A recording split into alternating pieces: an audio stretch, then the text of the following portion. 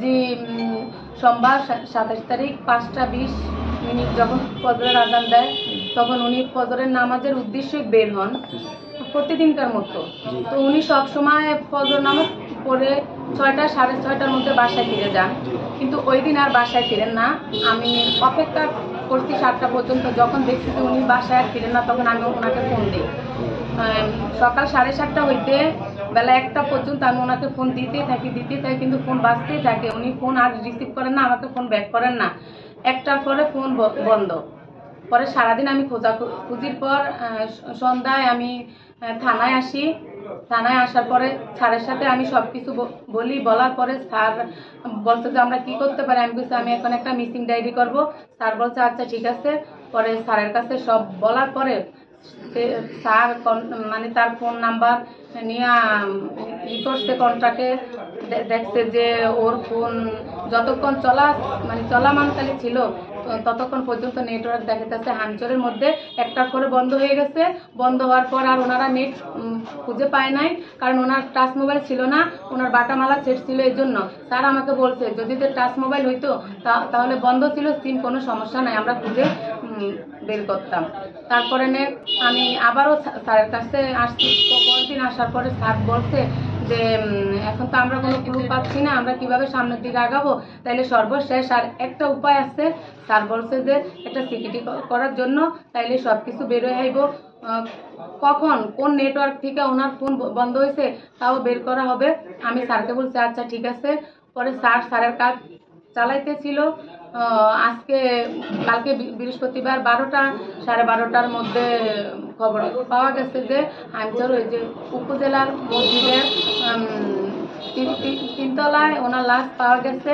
এখন লাশের যে অবস্থা, এটা আমি মনে করতেছি যে এটা পরিকল্পিতভাবে হত্যা। আচ্ছা, আপনি মনে করতেছেন পরিকল্পিত, তো আপনি কি কাউকে বা আপনারা কাউকে কি সন্দেহ করতেছেন? এরকম কেউ কি আছে বা আপনাদের পারিবারিক কি কোনো সমস্যা আছে?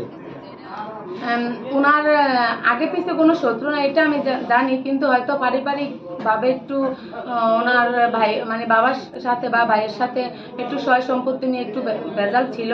পরে আমাদের যে জলিল মাস্টার এটা বৈশা এটা সমাধান করে দিছিল। তারপরের থেকে আর কোনো ভেজাল হয়তোই না।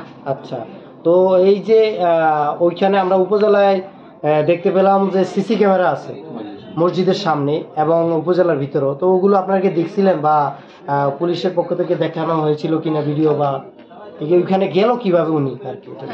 আমি উপজেলার যে দ্বিতীয় তলা বর্তমান যে স্যার আছে, আমি স্যারের কাছে গেছি 1বার না 2বার। স্যার আমাকে বলছে যে হ্যাঁ দেখানো হবে, তবে আপনি যে মিসিং ডায়েরি করছেন তার একটা ফটোকপি লাগবে আমাকে। যদি আপনি ওইটাই না দেন তাইলে আমি আপনাকে দেখাবো। পরে আমি আবার স্যারের কথা শুনা হাইঞ্চর থানায় স্যারের কাছে গেলাম। আমি স্যারকে বললাম যে স্যার যে সিসিটিভি ফুটেজগুলো আছে আপনাদের থানার বা উপজেলার আমি একটু দেখতে চাই। স্যার আমাকে বলল যে তুমি দেখা করবা কি? আমি বলছি স্যার আমি একটু দেখতে চাই, দেখি যে ওনার সাথে কোনো লোক আছে কিনা। তো স্যার আমাকে বলছে যে ধরো মসজিদের থেকে বের হয়েছে 3জন, কিন্তু রাস্তার মাথায় আইসা যদি 3জন 3 দিকে চলে যায় তাহলে তুমি কাকে সন্দেহ করবো? স্যার আমাকে এই যুক্তি দেখাইছে। আর আমার যে মিসিং ডায়েরির ওই মিসিং ডায়েরির কাগজটা আমাকে দেওয়া হয় নাই। আমি ওই কাগজটা আমি উপজেলার স্যারকে দেখাইতে পারি নাই। না পারার কারণে উপজেলার স্যার আমাকে ওই যে মসজিদের যে সিসিটিভি আছে এই ফুটেজ আমাকে এখনো দেখায় না।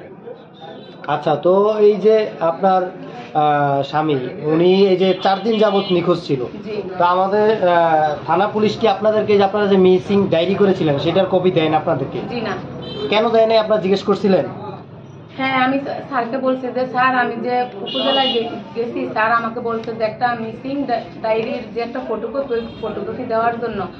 তো থানার স্যার আমাকে বলছে যে আপনি যে মিসিং ডায়েরি করলে যে সেবাগুলো পাইতেন আমি আপনার সামনে বসে ওই সেবাগুলো আপনাকে দিয়ে দিছি, তাহলে তো আপনার মিসিং ডায়েরির কোনো প্রয়োজন হয় না।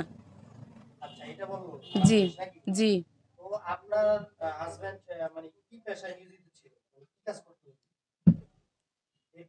মানে উনি কি কাজে কর্মরত ছিল আর কি, আপনাদের সংসার বা কিভাবে চলতো?